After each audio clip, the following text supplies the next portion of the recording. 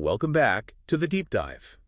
If it feels like we are constantly playing a reactive, losing game against sophisticated hackers, well, you are absolutely right. Yeah, it really does feel that way sometimes, doesn't it? It does. The security model that has, dominated the digital world for decades, the one based on static passwords, stored hashes, centralized keys, it's fundamentally broken.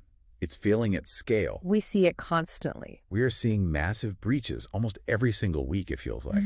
And the costs, particularly for those organizations least equipped to fight back, like small and medium-sized businesses, SMEs. They get hit disproportionately hard. They do. The costs are just soaring to record highs.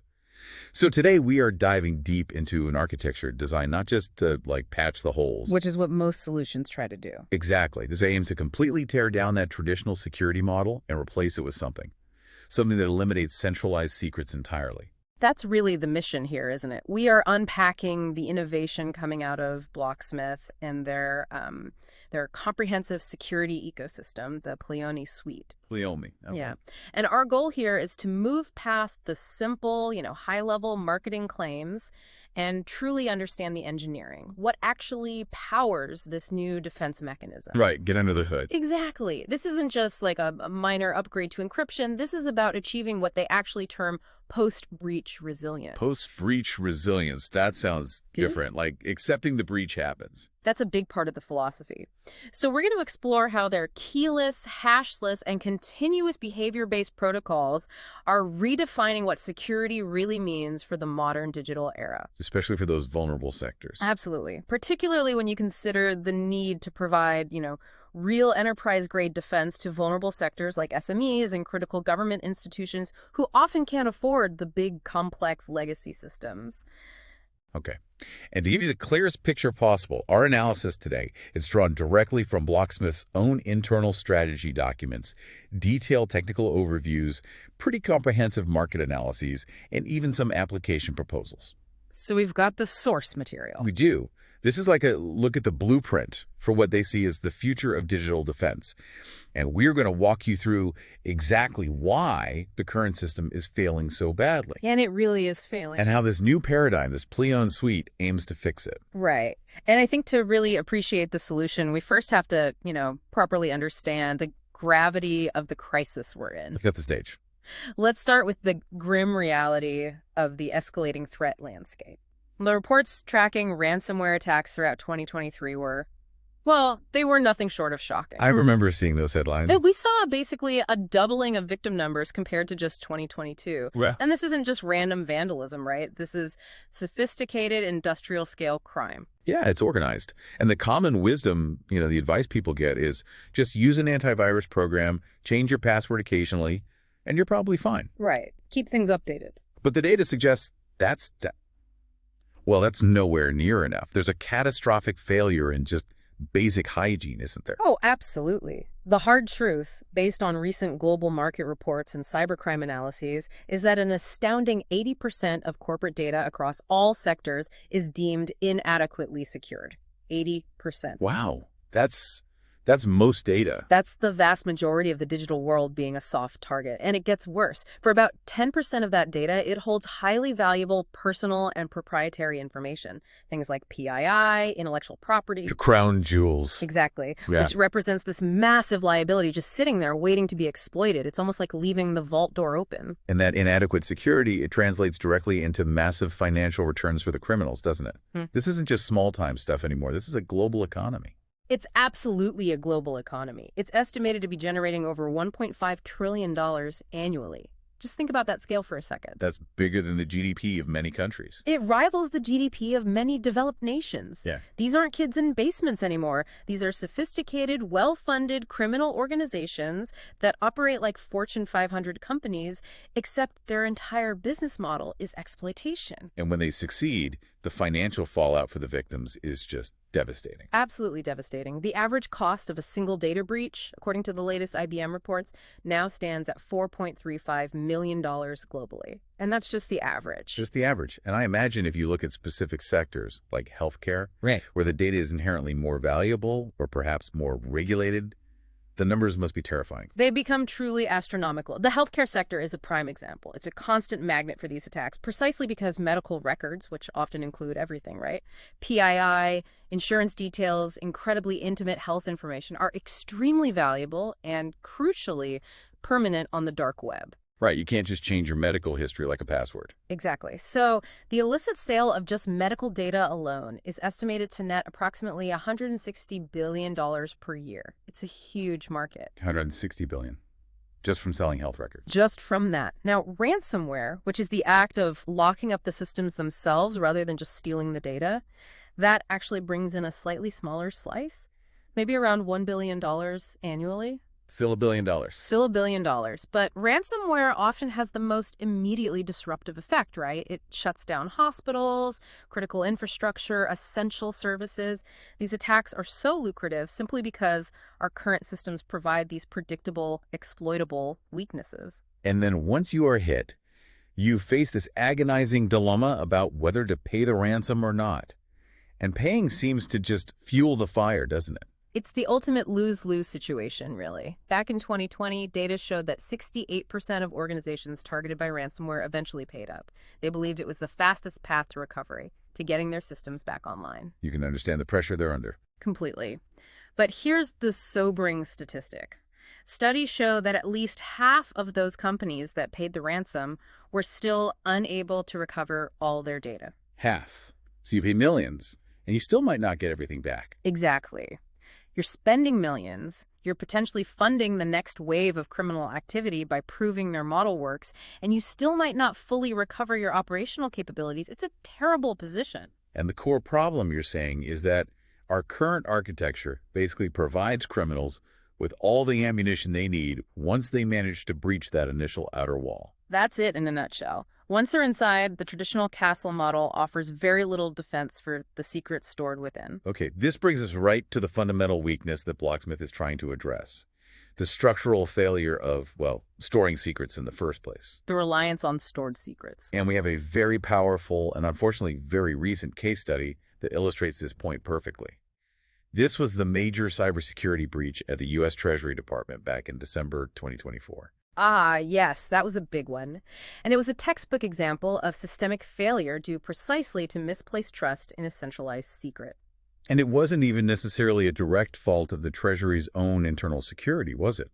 Not primarily. The reports indicated that state-sponsored hackers exploited a compromised security key obtained from a third-party software provider, specifically a key belonging to Beyond Trust. So a trusted supplier. A trusted supplier. And that single compromised key acted essentially like a skeleton key.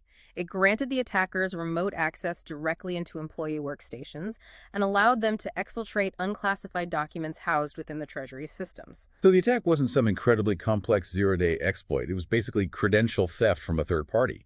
But because the system was designed to trust that specific key implicitly. It failed catastrophically when the secret associated with that key was leaked or stolen. Right. Exactly. And this fundamental vulnerability is rooted in what Blocksmith refers to as the vulnerability of rejection. Cryptographers often call this the 401 problem. The 401 problem. Okay, break that down. What does that mean? Think about how a traditional login system works, right? When you attempt to log in, you provide a username and a password. Standard procedure. If the password you provide is incorrect, the server typically responds with a specific error message, usually an HTTP 401 unauthorized status code. Access denied. Right. But that rejection response, that no, isn't just an error message for the user. It provides critical, actionable metadata to an attacker. How so? Because by rejecting the password but implicitly acknowledging the username part of the attempt, the server is essentially doing the reconnaissance work for the criminal. Ah, I see. It's confirming. Yes, that username you tried. That one's real. It exists in my database. Now just keep guessing passwords for that specific user. Precisely. That server response effectively gives the attacker a definitive roadmap. They now know the username is valid, which confirms their target is active and present in the system. And from there, they can pivot instantly to highly targeted attacks against that known user. Like dictionary attacks or credential stuffing. Exactly. Using lists of common passwords or passwords stolen from other breaches, IBM actually reported that a staggering 30% of all successful breaches they investigated in 2023 began with attackers performing exactly this kind of credential enumeration. They were specifically exploiting this feedback loop where the system inadvertently says no, but keep trying against this user. Okay, so the act of saying no is the vulnerability. But why does the server have to say no? This gets to what you call the server's dirty secret, right? Why must the server store something that could eventually be stolen? Because fundamentally, to compare your login input, your password attempt, and determine whether to accept or reject you, the server must inherently store something against which to check your attempt. It needs a reference point. It needs a reference point. That something is almost always a representation of your password, typically what's called a password hash. Often it's a salted hash to add some complexity, or maybe it's stored in a shadow file containing encrypted authentication data. Okay, salted hashes are supposed to be more secure, right? They are more secure than plain text, absolutely. But here's the problem. If an attacker successfully breaches the database, think of these large-scale incidents where millions of user credentials are stolen. They walk away with those salted hashes. And once they have the hash, even a good salted hash, the clock basically starts ticking, doesn't it? It absolutely does. They can take those stolen secrets offline, away from the watchful eyes of the network security systems. Using modern, powerful GPU clusters and massive pre-computed rainbow tables or word lists, they can start cracking those hashes at their leisure. It's just a matter of computing power and time at that point. It's no longer really a difficult cryptographic problem, it's merely a computational cost problem. And with GPU power increasing all the time, that cost keeps dropping. So the hash, even a salted one, acts as this latent vulnerability that is just waiting to be compromised over time. So that 401 status code, the rejection, far from being just a simple security response, is actually like a signpost pointing the way towards eventual exploitation. That's a great way to put it. It confirms the path and gives them the target hash to work on offline. Okay, so the radical insight here, the absolute foundation of Blocksmith's entire model, is that the very act of rejection and the necessary storage of something, like a hash, required to enable that rejection. That is the primary vulnerability that needs to be completely eliminated. That's the paradigm shift they're proposing. That's precisely the starting line for Blocksmith. Their core philosophy is, at its heart, incredibly simple, though the execution is complex. If storing secrets is the fundamental problem, then just stop storing secrets. Makes sense? And if the server's rejection facilitates enumeration and targeted attacks, then stop rejecting anyone in that explicit way. Okay, stop rejecting how? They propose turning the traditional security perimeter, that sort of castle model we try to defend with walls and moats, into what they poetically call a mirage welcoming yet fundamentally impenetrable. A mirage. Welcoming yet impenetrable. Okay, I like the sound of that, but this is where my critical listener hat definitely goes on.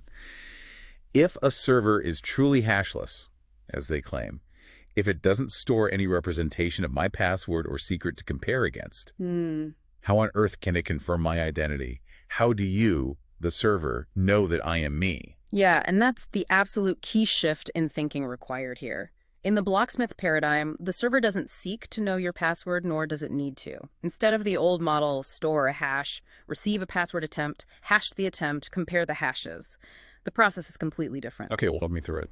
The server essentially issues a unique challenge, like a random token, for that specific login attempt. It then asks the user's client application to cryptographically sign that challenge token using the user's private key. The private key that corresponds to my identity. Exactly. The server itself only needs to store the user's public key, which is mathematically linked to the private key but cannot be used to derive it. The server's role is then dramatically reduced and simplified. So the server isn't comparing secrets anymore? No.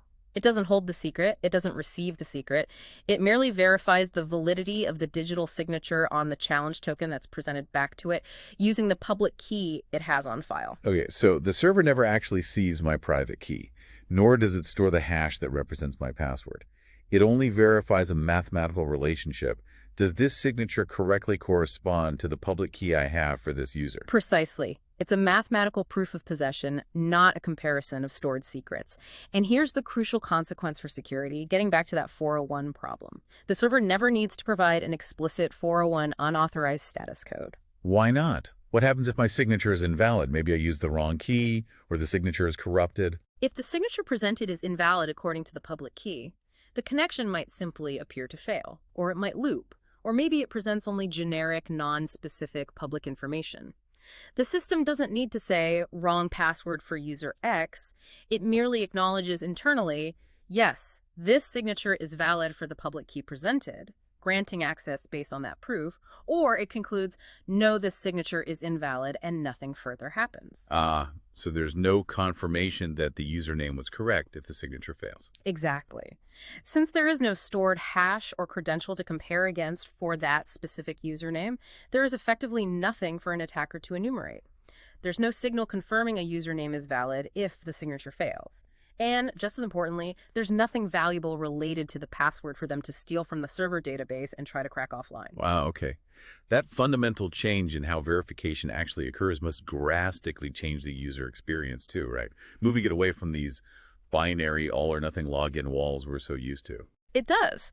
And that brings us neatly to Blocksmith's methodology for handling layered access permissions, which they call Progressive Disclosure Authentication, or PDA. Progressive Disclosure Authentication. Yeah, okay. PDA is designed specifically for, well, seamless yet high assurance security. We are all so accustomed to the constant login walls, right?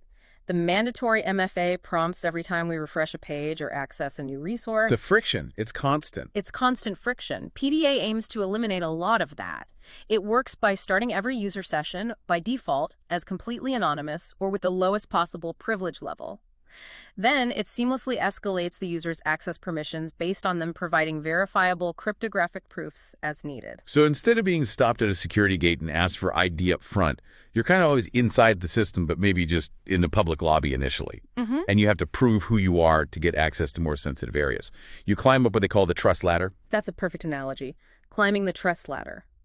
And to climb that ladder securely, the system relies heavily on something called zero-knowledge proofs, or ZKPs. Zero-knowledge proofs. I've heard of those, but they always sound a bit like mathematical magic.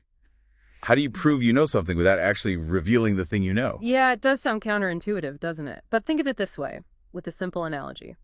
Imagine you want to prove to a bartender that you are over 21 without actually showing them your driver's license with your date of birth on it. Okay.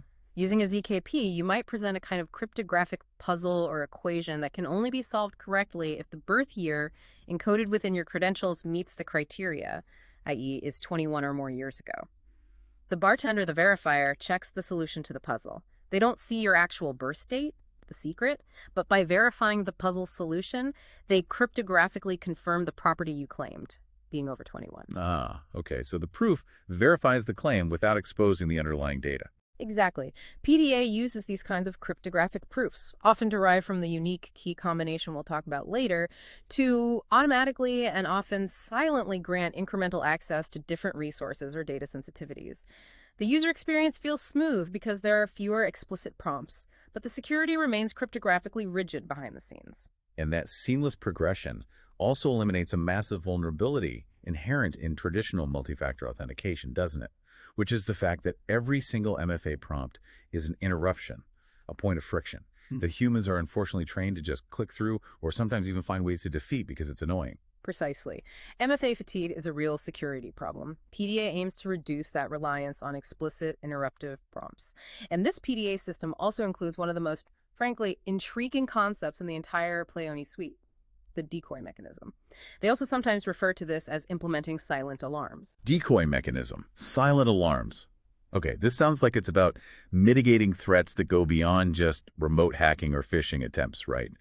Are we talking about things like physical coercion, the infamous rubber hose attack, where a criminal literally forces someone to give up their password or key? That's precisely its primary intended defense vector. In this deniable encryption scenario, imagine a situation where a powerful actor, whether that's a state agency compelling disclosure or a criminal gang using physical threats, forces you under duress to provide your password or your decryption key. A nightmare scenario. Absolutely. With this system, you can actually present an incorrect key or perhaps a pre-designated decoy password that you've set up beforehand. Now, critically, instead of the system immediately rejecting you with that telltale 401 error, which would instantly expose the fact that you gave the wrong answer and potentially put you in more danger. What happens instead? The system appears to accept the decoy key.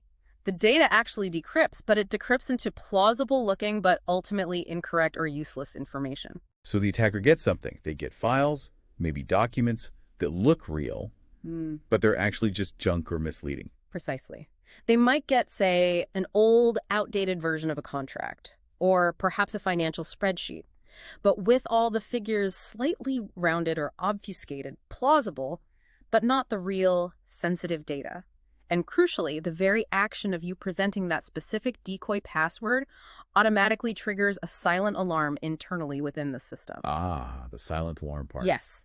This notifies designated security personnel or perhaps prearranged trusted contacts that a coercion event is likely underway without tipping off the coercing attacker that they've been detected and fed bogus data. Wow. So you are never actually put in danger for holding the real critical secrets, because even the secrets you are forced to give up are instantly rendered useless or misleading by the system's design. That's the goal. It radically changes the risk calculation for anyone who holds or has access to highly sensitive data. It truly aims to deliver on that promise of having nothing valuable to steal, even under extreme duress. Okay, that is a powerful concept. But for this entire keyless, hashless system to actually work, the authentication keys themselves cannot be static things stored somewhere. You said they're derived. They must be like ephemeral, constantly changing perhaps, yet always accessible and identical every single time the legitimate user needs them. Mm-hmm. How does Blocksmith achieve this ultimate key protection? This really is the core engine driving their nothing-to-steal architecture. Yeah. And the secret, as you touched upon, is that the cryptographic keys used for authentication or encryption are never stored in a persistent state. Not on any server, not in any database, not even in persistent storage on the user's device, beyond the absolute immediate necessity of use. Never stored. Never stored long-term. Instead, they are dynamically reconstructed, on the fly, on demand, for each new session or each specific cryptographic operation that requires them. And just as importantly, they are immediately and securely erased from memory the instant they are no longer needed. This is how they can confidently support that BSU Blocksmith Universal Compliance Statement. We do not store keys and passwords, because they genuinely don't. The keys are purely temporary mathematical constructs. Okay, I understand the erased after use part. That makes sense for security. But the reconstruction, that's where the magic and the complexity must lie. It absolutely has to be a deterministic process, right? Meaning if I provide the correct inputs X, almost always get the exact same key Y out. Absolutely deterministic. Every single time. But at the same time, it has to be complex enough that if an attacker somehow manages to intercept part of the input, maybe 4 out of 5 pieces, they still can't possibly reverse engineer or guess the final key Y. That's the crux of it. It is entirely deterministic, and its resilience comes from requiring the simultaneous input and correct combination of 5 distinct independent factors. Okay. These 5 factors are fed into and processed by a robust 3-factor authentication 3FA engine. This engine uses a modern, specifically designed cryptographic function called a password-based key derivation function, or PBKDF. Okay, let's pause right there, because this sounds like the absolute critical innovation underpinning everything else. 5 factors, 3FA, PBKDF. Why 5 factors? And what does the PBKDF actually do that makes the key secure? Great questions. The PBKDF is fundamentally designed to do one thing really well: make brute-forcing passwords or keys incredibly slow and computationally expensive. Slow it down. Massively slow it down. It takes the 5 separate input factors we'll detail in a moment, combines them, and then runs them through a computationally intensive process involving a huge number of iterative hashing rounds. We're talking tens of thousands, sometimes hundreds of thousands of internal calculations. Okay. This massively increases the computational cost and time required for every single guess an attacker might make if they're trying to brute force the key offline. Even if they somehow manage to get, say, 4 of the 5 factors, trying to guess the 5th one becomes prohibitively time-consuming because each guess requires running through that entire expensive PBKDF calculation. Got it. So the PBKDF provides the resistance against offline cracking attempts. Now, let's walk through those 5 necessary factors. You said they must be entirely independent to prevent any single point of failure. Precisely. The security comes from the fact that you need all five pieces of the puzzle, and these pieces come from different categories of authentication factors. They must align perfectly within the PBKDF to produce the correct, unique key for that session or operation. Okay, what's the first factor? First, you have a password. This is the traditional something you know factor. It's the human memorable element. But importantly, this isn't just any old password. It's significantly enhanced by the Pleione Suite's YUP module, which we'll discuss in more detail later. Think high entropy. Okay, factor 1. Enhanced password. What's 2? Second, a non-static biometric fingerprint. This is the something you are factor, but critically, it's non-static. This isn't a simple stored fingerprint template like your phone might use. It's an ephemeral, dynamically captured aspect of your current biometric state at the time of authentication. It could be derived from typing rhythm, voice inflection, or other live readings. Interesting. Not a stored template. Okay, factor 3. Third, a seed or salt. This is a unique, usually random-looking value that is specific to the user and often even unique per session.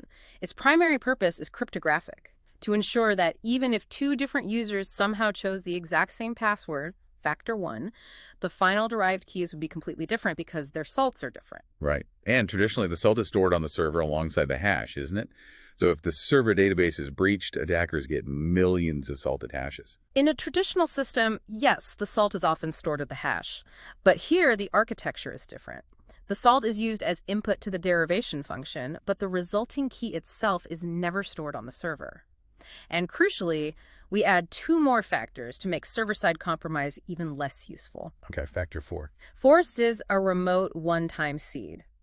This is an ephemeral value, meaning it's temporary. It's generated by the server specifically for that single session or transaction and is provided to the client. It's used in the derivation, and then the server immediately discards its copy. What's the benefit of that? This provides a very strong defense against replay attacks. It ensures that a key derived just moments ago cannot be intercepted and simply reused by an attacker later, because the next session will require a brand new, unpredictable remote seed from the server. Makes sense. And the final piece, factor 5. And finally, fifth, a locally registered ciphertext. This provides the something you have factor, ensuring device-bound security.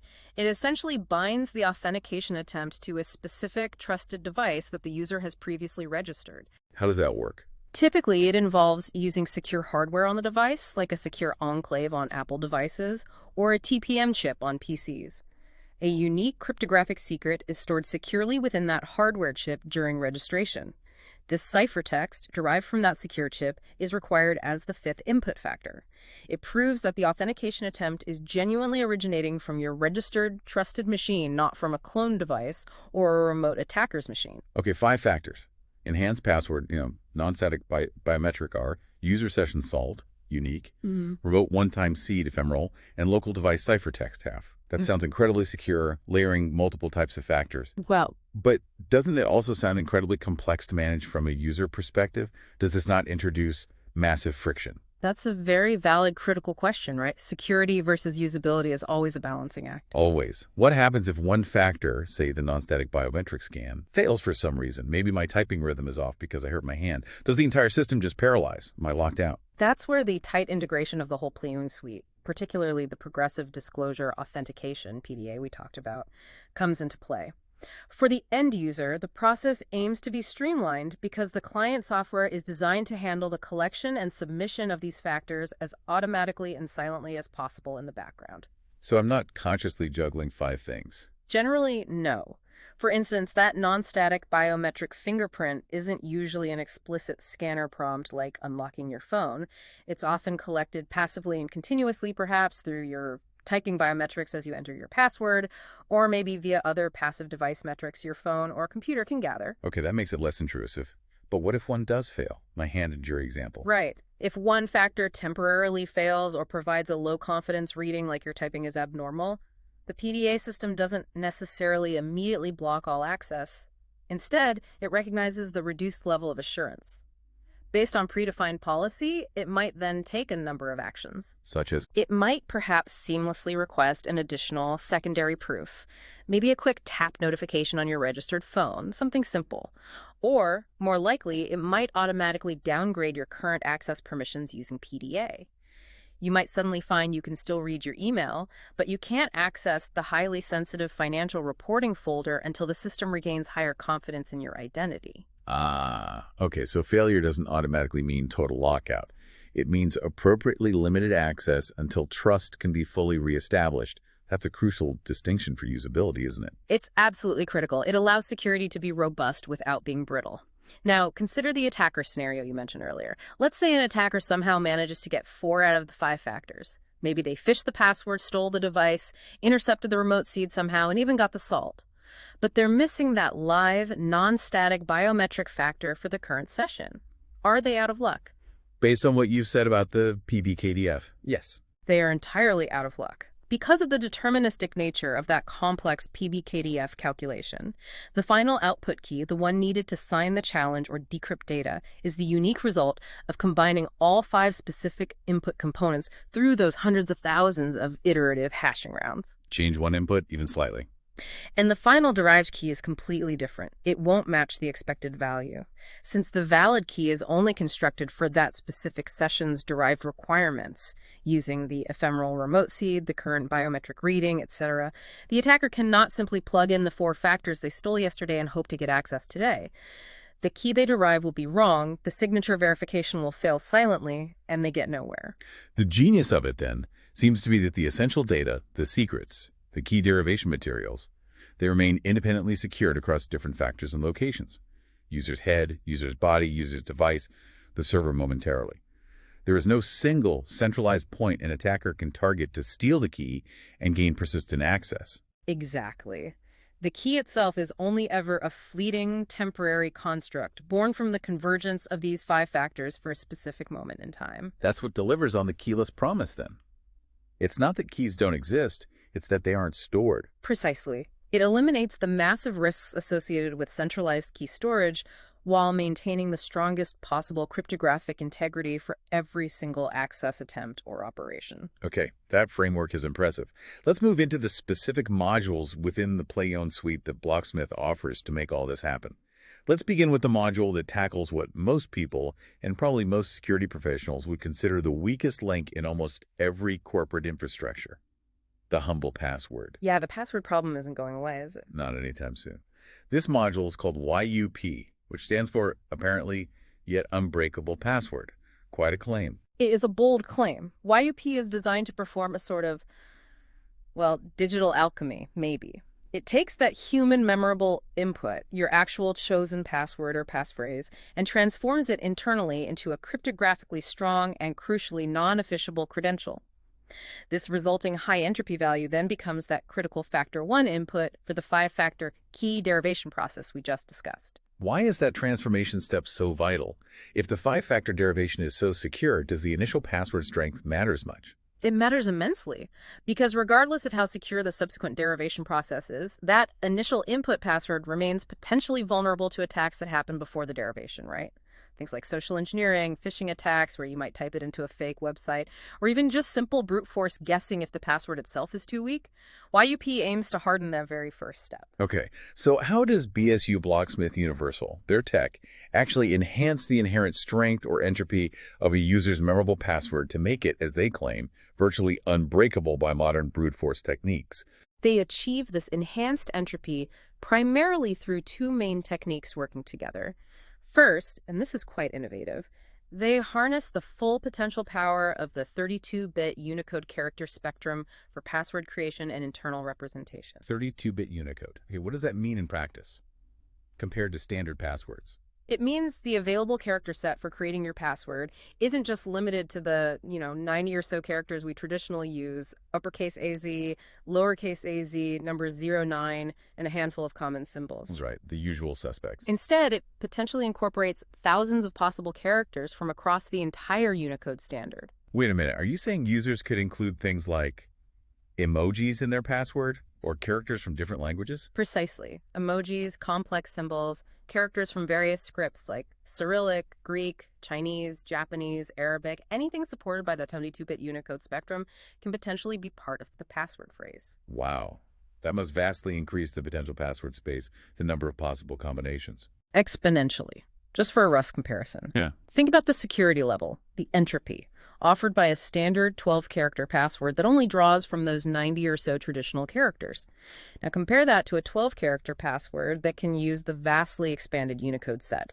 The entropy level, the sheer difficulty of guessing it, becomes equivalent to a password that might need to be 50 to 100 characters long using the old limited standard. That's a huge difference. It's immense. Blocksmith's documentation states their goal is for user credentials managed by YUP to achieve entropy levels exceeding 340 bits.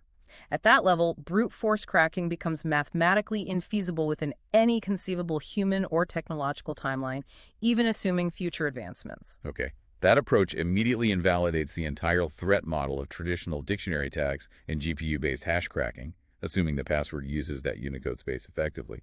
But you said there were two techniques. What's the second part of YUP? The second part is arguably the real game changer within YUP. It's the integration of a continuous authentication mechanism, which moves security way beyond just that simple one-time check during the initial login event. Continuous authentication. Yeah. How does that work? This brings us back to that non-static biometric factor, factor 2, doesn't it? It absolutely does. This Okay. is where the core behavioral component comes in, typing biometric signatures. When you initially register your YUP enhanced password, or during subsequent logins, the system doesn't just check if the password is correct. It also dynamically trains a profile of your unique individual typing patterns as you enter it. So not just what keys I hit, but how I hit them. Exactly. It captures the nuances, the speed of your typing, the rhythm, the precise pauses and duration of presses between specific keystrokes, how you handle shifts or special characters.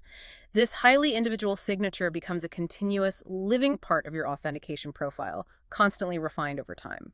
Okay, that's clever. So let's play out a scenario. I log in securely at 9 a.m., my typing biometrics match, everything's good. Then, maybe an hour later, a sophisticated hacker manages to take over my active session remotely, perhaps through some browser malware, or a session token hijacking attack. A common attack vector. Right. Now, this hacker might even know my actual password. Maybe they phished it earlier. But they are sitting at a different keyboard in a different location. They are not me. How does the system react then if the initial login was already successful? This is where the continuous aspect is key. That typing biometric analysis mechanism isn't just active at login. It's potentially running passively in the background whenever you interact with protected applications or input fields. The hacker, sitting at their own machine, will almost certainly not have your unique typing rhythm. They'll type differently. They'll type differently. Maybe faster, maybe slower, maybe with unnatural pauses if they're copying and pasting, or maybe even via automated scripting, which has no human rhythm at all. When the system detects a statistically significant variation or anomaly in that typing rhythm compared to your established profile. Alarm bells? Sort of. Or if other behavioral anomalies are spotted concurrently, maybe a sudden impossible change in geolocation, a different device fingerprint than expected, unusual times of access, odd navigation patterns within the application, the system triggers immediate scrutiny. And what does that scrutiny look like in practice? Does it just abruptly kick the user out, potentially disrupting legitimate work if it's a false positive? Not necessarily, and that's important for usability. The system aims to be smart about its response, often using that PDA framework again. Depending on the severity and confidence level of the detected pattern deviation, it might take graduated actions. It might simply downgrade your current access permissions silently. Perhaps you suddenly lose the ability to perform highly sensitive actions like transferring funds or accessing critical admin settings, but you can still read things. Or it might trigger a soft, almost invisible request for an additional cryptographic proof that runs in the background, maybe leveraging that device ciphertext factor 5 again. A step-up authentication, but maybe less intrusive. Exactly. Only in clear, high-risk scenarios, or after multiple failed checks, might it indeed block the activity entirely, lock the session, and flag the account for immediate security review. This behavioral analysis acts essentially like a continuous hidden layer of multi-factor authentication that runs throughout the entire user session, not just as a gatekeeper at the initial login. That's fascinating. It sounds like it effectively turned the active session itself into part of the continuously monitored attack surface and constantly defends it based on behavior. Okay, let's move to the next module you mentioned, Zito. This one addresses the critical security challenge when sensitive data is actually stored, say, in a database. Zito stands for Zero Knowledge Tokenization. Now, we're generally used to thinking about protecting sensitive data using things like encryption or maybe traditional tokenization with secure data vaults. Why does Zito try to eliminate the vault? What's wrong with vaults? Zito introduces a concept Blocksmith calls silent seal tokens and aims to establish the principle of vaultless data protection, or at least vault-minimized protection.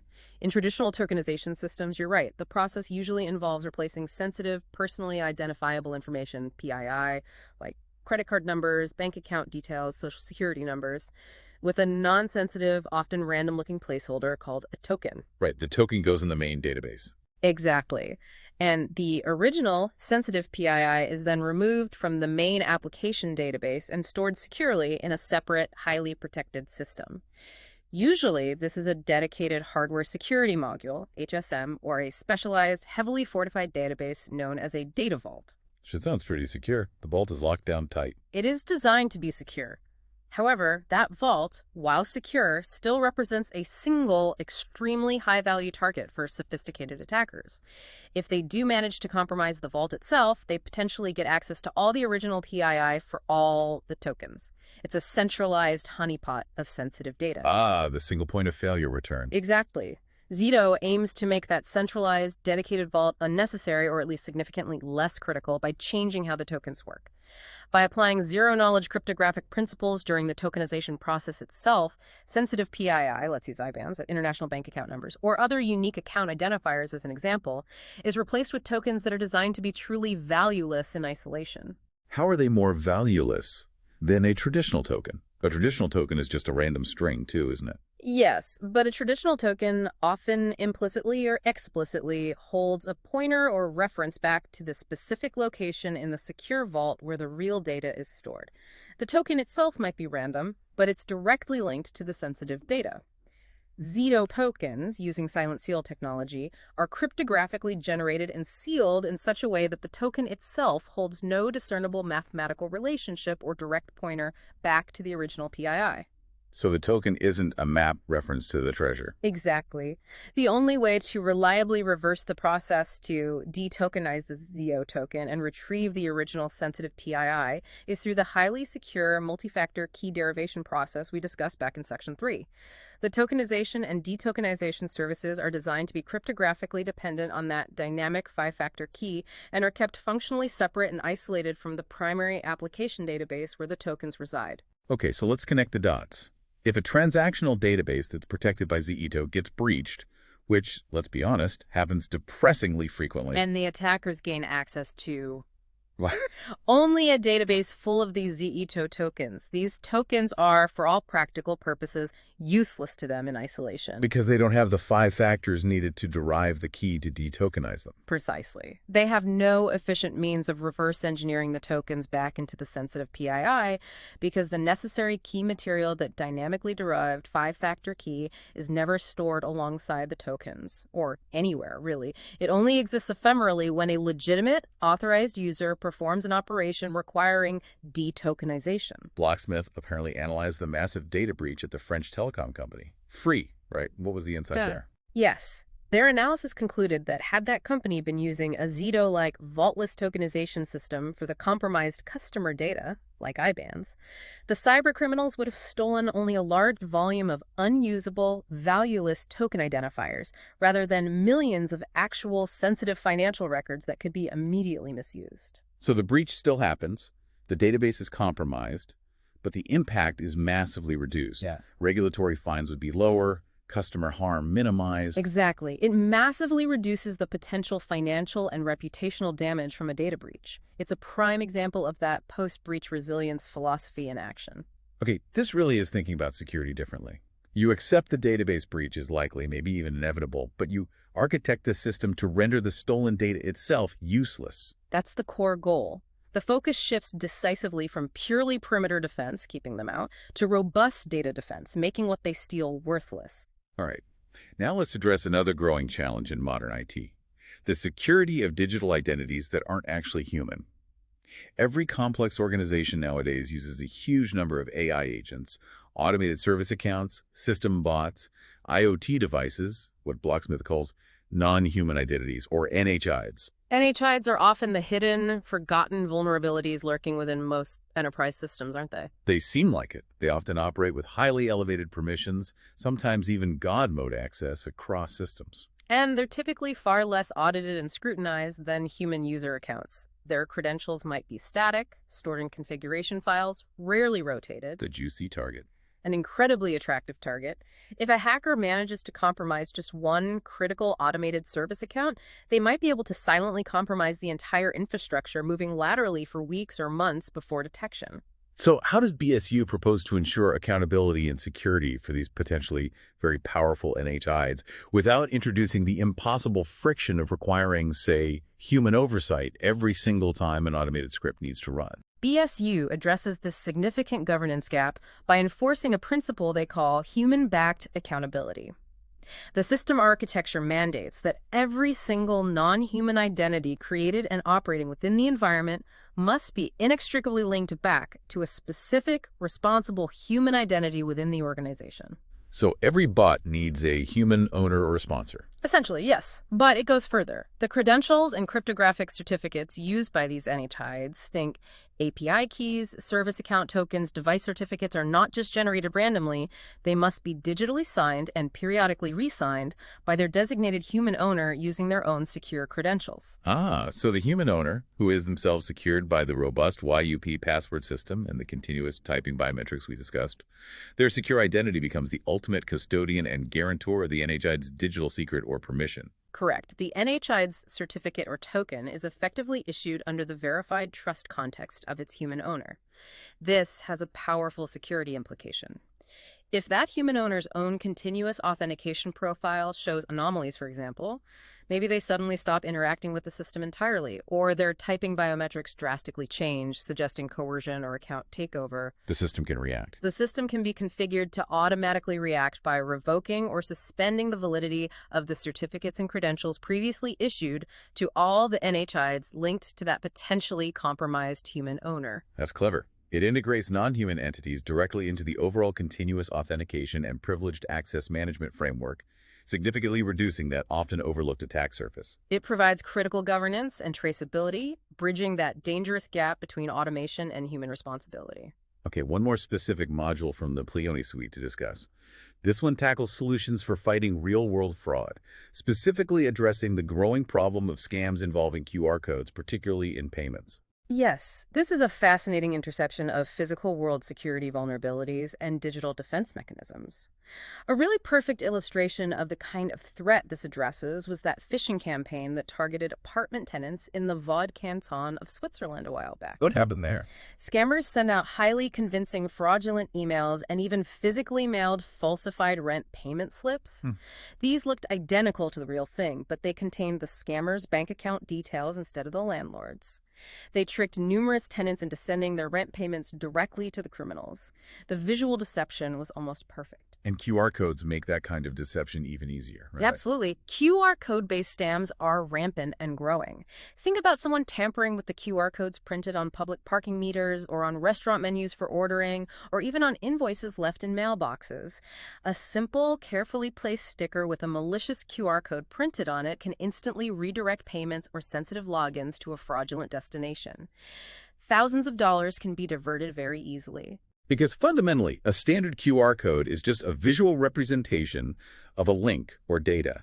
It's incredibly easy to swap or tamper with using physical means, and the user often has no way to tell the difference just by looking at it. Precisely. Blocksmith's proposed solution here is the implementation of certified QR codes, particularly on critical documents like payment slips or official invoices. What makes them certified? They embed cryptographic signatures directly into the image structure of the QR code itself. Okay, embedding a signature in the QR code image, how does that actually prevent the scam? If I scan a tampered QR code with my phone's camera app, does it just fail? The benefit comes from enabling instant, reliable, client-side verification before any harmful action is taken. When a user scans the certified QR code, ideally using a sophisticated application like a banking app that's integrated with this technology, but potentially even a dedicated verification app, the app doesn't just read the data, like the URL or bank details. It first extracts and checks the cryptographic signature embedded within the code's image structure. And what does it check the signature against? It uses certificate verification. The signature embedded in the QR code is tied cryptographically back to the legitimate public key of the intended recipient or system, e.g. the landlord's bank, the parking authority's payment processor. The scanning app verifies that the signature is valid using that known, trusted public key. Ah, so if the QR code has been physically tampered with, if someone put a sticker over it with a different malicious URL or altered the banking details encoded within it, the original cryptographic signature embedded in the image will no longer match the new tampered content. Exactly. The signature verification will fail. The app immediately knows the QR code is not authentic or has been altered. That provides a fundamental defense against those physical man-in-the-middle attacks that start with tampering with the printed code. It ensures the communication initiated by the QR code is authentically between the user and the intended verified system. Correct. Without that valid BSU-certified signature passing verification, the banking app or verification tool can immediately flag the interaction as potentially fraudulent, warning the user before any sensitive data is submitted or, crucially, before any financial transfer is initiated. It stops the fraud attempt right at the point of scanning. Now, looking ahead, we absolutely must discuss the future of cryptography itself. And that inevitably means addressing the potentially existential threat posed by the development of large-scale, fault-tolerant quantum computers. Right, the quantum apocalypse scenario for current encryption. It sounds dramatic, but it's a real concern. So much of today's traditional security relies on the mathematical difficulty of certain problems, specifically things like factoring very large prime numbers, which underpins RSA encryption, or solving the discrete logarithm problem, which is the basis for Diffie-Hellman key exchange and much of elliptic curve cryptography. The foundations of secure communication and digital signatures online today. Exactly. And we know, theoretically at least, that quantum computers, if built at scale, could leverage specific quantum algorithms, most notably Shor's algorithm, to solve those particular mathematical problems incredibly efficiently. Meaning they could potentially compute a private key just by looking at the corresponding public key in a dramatically reduced time frame, something that's computationally impossible for classical computers. That's the core vulnerability. If a quantum computer can efficiently derive the private key from the public key, then almost all widely used classical public key cryptography used for establishing secure sessions like TLS-SSL or for digital signatures becomes compromised. Once the public key is visible, even briefly, the associated secret key could potentially be revealed. A scary thought. So how does Blocksmith's architecture fare against this quantum threat? Does the plain-own suite offer any defense? This is where their keyless approach provides what appears to be an inherent and potentially very powerful quantum defense. Remember the core principles we discussed. The BSU system relies heavily on that deterministic key derivation from 5 separate dynamic multi-source factors. And critically, it completely eliminates the storage of long-lived secret keys or even ephemeral session secrets in a way that could be intercepted. Right. Keys are instantly reconstructed from those 5 factors and then immediately erased from memory after use. Precisely. So if there is no static, enduring private keys stored anywhere in the system, and even the ephemeral keys needed for a specific operation only exist for milliseconds within protected memory, Shor's algorithm essentially has nothing persistent to target. The key vanishes before the quantum computer could realistically capture the necessary public information and perform the calculation to break it. That's the idea. As Blocksmith puts it in their documents, there is no meaningful key or shared secret to intercept, in a way that would be useful for Shor's algorithm. The system's security doesn't rely fundamentally on the hardness of factoring or discrete logarithms in the same way traditional public key crypto does. Okay, so it potentially sidesteps the threat from Shor's algorithm. But what about other types of quantum attacks? There's also Grover's algorithm, right? Which offers a speed up for searching large databases or cracking symmetric keys. That's a very important point.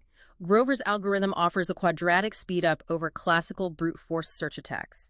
So if you have a key space of size n, a classical computer might take n attempts in the worst case, while Grover's could potentially find it in roughly the square root of n attempts. Which is still a significant speed up, potentially breaking keys previously thought safe. It is. However, Blocksmith argues their derivation process is engineered specifically to introduce prohibitive computational complexity, even against Grover's algorithm. How do they achieve that? Is it just the PBKDF making each guess slow? It's a combination of factors. Firstly, the sheer entropy designed into the input factors, particularly the YUP password using the full 32-bit Unicode spectrum, aims for that 340 plus bits of effective entropy we mentioned. Secondly, the high number of iterative hashing rounds within the PBKDF significantly increases the cost or time required for each individual guess or query that Grover's algorithm would need to perform. So even though Grover's reduces the number of guesses needed, square root of n, the time taken for each guess is made deliberately very long by the PBKDS. Exactly. The combination ensures that the total size of the effective key space remains astronomically large. Even with the quadratic speed advantage provided by Grover's algorithm, the estimated time, and, just as importantly, the energy required to actually brute force a key derived from 340 plus bits of input entropy through a computationally expensive PBKDF remains well beyond feasible limits, likely for the foreseeable future. It aims for security through computational impossibility, designed to resist both factoring-based attacks like Shore's and search-based attacks like Grover's. That's truly fascinating. It suggests that the same architectural choices they made to solve current security breach problems, like eliminating stored hashes to prevent offline cracking and avoiding the 401 failure mode, also happen to provide a strong, forward-looking defense against the anticipated quantum threat. That's quite elegant. It does seem to be a case where solving today's problems, well, inadvertently builds resilience for tomorrow's threats. Okay, let's pivot now from the deep tech to the commercial landscape. A technology stack, this potentially disruptive, aiming to replace decades of security infrastructure. How big is the actual market opportunity Blocksmith is targeting? The total addressable market, or TAM, appears to be immense, and that's largely because Blocksmith has intelligently positioned the Pleon suite to offer combined solutions across three distinct but often overlapping security segments that are all highly profitable and rapidly growing. Which three are those? First, the market for comprehensive password management and authentication solutions. Second, the market for sensitive data protection, particularly PII tokenization services like Zito provides. And third, the increasingly urgent market for advanced ransomware defense and, crucially, post-breach recovery and resilience solutions. Okay, when you combine those markets, what are we talking about in terms of potential scale? Dollars and cents.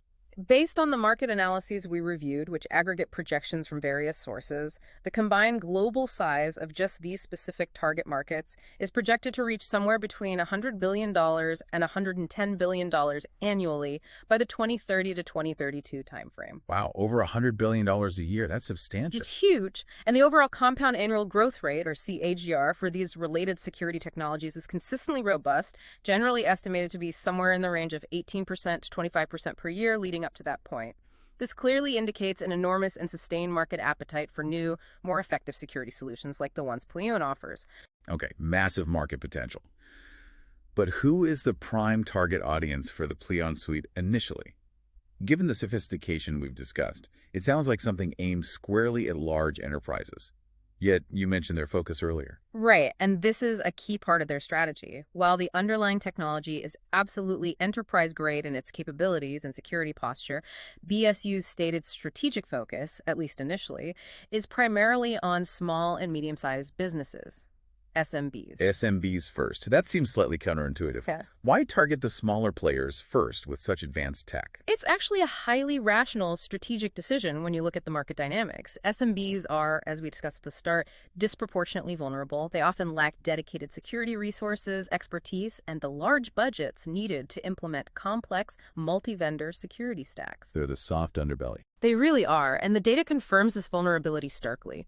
Recent surveys indicate that something like 46% of SMBs have already been directly targeted by ransomware attacks, and for many, such an attack can be an extinction-level event, crippling them completely. They desperately need effective, integrated, and affordable security. So BSU sees a massive underserved need there.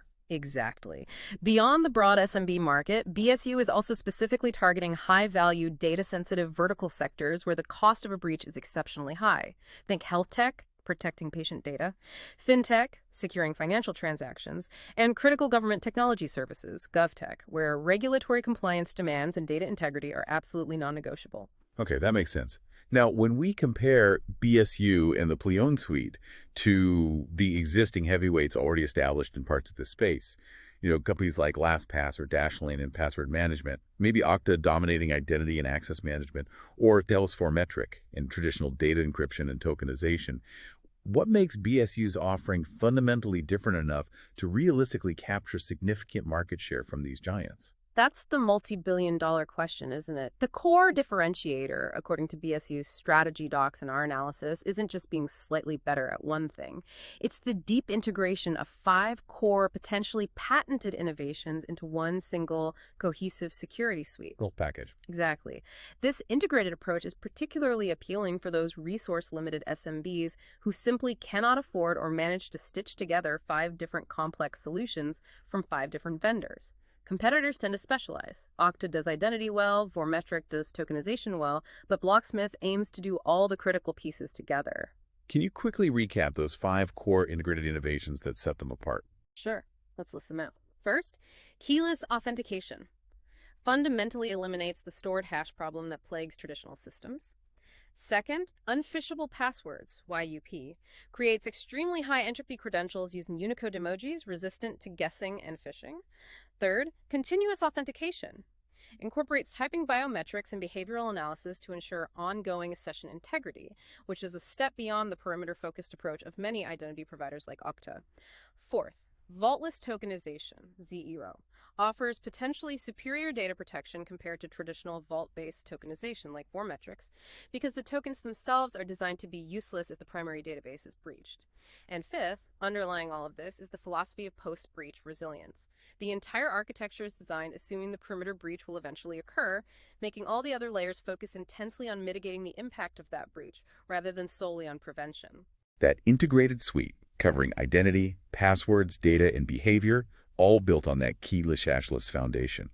That does sound like a compelling proposition, especially for organizations that need comprehensive security without massive complexity. That's clearly the value proposition they're banking on. Okay, one final crucial aspect: trust.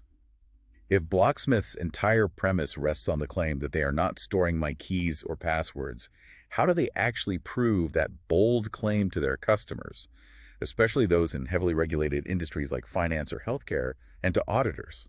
Trust us usually doesn't cut it. No, trust us is never enough in security, especially not with foundational claims like this. Operational integrity and verifiable proof are absolutely non-negotiable. Blocksmith seems to understand this well, and they state they back up their nothing stored promise with concrete systemic measures. Not just policy, but technical enforcement. Yes. They don't just state in their terms of service that they don't store secrets. They reportedly enforce it internally with a highly proactive and importantly verifiable process, an automated, mandatory monthly auditing script. An automated script. And what does that script actually do? According to their technical documents, it's designed to meticulously scan the entire Blocksmith production code base, server-side logic, client-side applications, the core derivation engines, configuration files, everything specifically looking for any instance where sensitive data, cryptographic keys, password materials, or even unprocessed password hashes might have been inadvertently hard-coded, logged, or stored persistently by a developer. So it's like an internal watchdog, constantly checking their own work. That aligns well with rigorous DevSecOps practices. Extremely well. It's proactive assurance. And what happens if the script does find something? Say, a developer accidentally left a debug key in the code, or logged a sensitive value during testing. If the script detects any such potentially sensitive material, it immediately triggers a high-priority alert and, critically, a mandatory approval and signature workflow. This workflow requires explicit sign-off from multiple authorized senior security and engineering personnel before that specific piece of code could ever be approved for merge or deployment into the production environment. So it creates a built-in checkpoint, a human review gate triggered by the automation. Exactly. It creates a transparent, auditable internal trail that serves as ongoing evidence of their commitment to the nothing-to-steal architecture. It's designed to make their central claim verifiable, which is absolutely essential for building trust with enterprise customers and regulators. Okay, that verifiable process adds significant weight to their claims. Mm-hmm. Now, what about the business model itself? How is this sophisticated technology actually priced to be accessible, especially if they're targeting those smaller businesses initially? Advanced security often comes with a hefty price tag. The pricing structure outlined in their proposals appears designed specifically for accessibility and scalability. They primarily plan to use recurring subscription models, tiered based on organizational size and the specific modules required. Can you give some examples? For SMEs, the entry point is intended to be very affordable.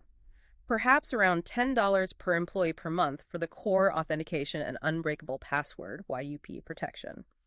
This could scale up to premium, full suite options, including Zito tokenization and advanced features, maybe around $40 per employee per month. And for larger enterprises? Larger enterprises would typically license the full Pleione suite, likely for a negotiated annual or monthly flat fee. One example mentioned was around $1,000 per month as a base for an enterprise package, plus potential fees for customization, integration, and premium support. They also plan to generate revenue through licensing their core proprietary algorithms to technology partners and by offering specialized consulting services to help organizations implement and integrate the Pleione suite effectively. So a mix of size, subscriptions, licensing, and services. That sounds fairly standard, but tiered for accessibility. And do they have any runs on the board yet? Any early traction or pilot projects that demonstrate the concept works in high-stakes, real-world environments? They do. The documents highlight early success in pilots within two particularly critical areas, which helps validate the technology. The first was a pilot project with a company called SafeWatch, reportedly using Blocksmith's blockchain privacy engine, likely related to the Zito concepts, to secure sensitive health records. This demonstrated the robustness of the approach within the demanding health tech sector. Okay, securing health data is a major test. What was the second one? The second highlighted pilot was with a company named Clearit, focused on securing financial transactions. This pilot specifically used their hash-based tokenization, the Zito system we discussed, combined with the unbreakable password systems, YUP. So proving it in fintech as well. Exactly. According to the reports, these pilots successfully validated that the technology performs robustly and reliably under pressure, effectively securing sensitive financial data from exposure, while crucially maintaining fast, secure, and usable access for legitimate users and processes. This early traction is vital for building credibility. ###6x. Outro. Okay, let's try and bring this deep dive into Blocksmith's Pleione suite to a conclusion then. We started this journey by looking at the current security crisis, which seems deeply rooted in the inherent vulnerability of storing secrets like password hashes, and compounded by the fatal flaw of systems providing rejection feedback, that 401 error that inadvertently helps attackers. A fundamentally broken model. It seems so. The solution, as envisioned in Blocksmith's world, represents a really powerful paradigm shift. It's about eliminating the need to store the secret entirely by building systems that are architecturally designed to be truly keyless, hashless, and in a sense, trustless, meaning they don't need to trust any single component with the whole secret. And the core takeaway for listeners, I think, is relatively simple, even if the tech is complex. The breach itself is no longer designed to be the ultimate point of failure. That's the post-breach resilience idea again. Exactly. The philosophy accepts that the perimeter breach is likely, maybe even inevitable in today's threat landscape. But the subsequent theft of useful, exploitable information doesn't have to be successful. How so? Summarizing the key mechanisms. By using those dynamically derived keys that literally vanish instance after use, combined with continuous behavioral biometrics like typing patterns to ensure ongoing session validity, and then protecting stored data with vaultless tokenization like Zito, the BSU system completely shifts the industry's traditional focus. From the perimeter to the data. Precisely. We move from trying solely to protect the perimeter, building higher walls around the castle, to focusing intensely on protecting the data itself, making the contents of the castle inherently useless or inaccessible even if the wall is breached.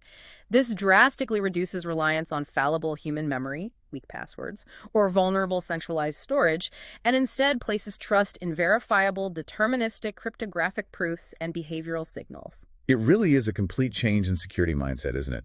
Instead of playing defense, trying desperately to guess if the password attempt is from the real user or an attacker. You simply acknowledge the user based only on their ability to produce a unique, validly signed token for that specific moment. A token derived from those 5 dynamic factors that, crucially, cease to exist in their combined, potent form the moment they are used. Now, what's particularly fascinating here, as we wrap up, is how mechanisms like the decoy password and deniable encryption fundamentally alter the traditional risk equation, not just for the organization, but for the individual user as well. Yeah, that's a really profound implication. Historically, if your password or key was compromised, especially under duress, you were compromised. Your data was exposed, full stop. Right. The secret was the single point of failure for your identity and data. But in the pleoning world, if implemented as described, the loss or forced disclosure of a password, even deliberately giving up a decoy password, no longer automatically equates to the loss of your actual data or the compromise of your true access. Which raises a really interesting final provocative thought for you, the listener, to perhaps consider as we inevitably move towards more sophisticated keyless security features like this one seems to represent. Go on.